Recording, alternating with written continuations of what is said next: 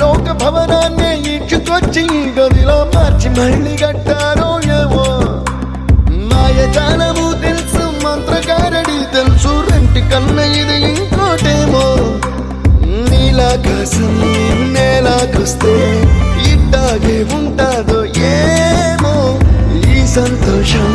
దాచాలంటే హృదయాలు ఓ 100 కావాలేమో ఇంతందంగా ఉంటుందా ఈ లోకం ఇన్నాళ్ళు ఈ మనసుకి తెలియాలేదే పాపం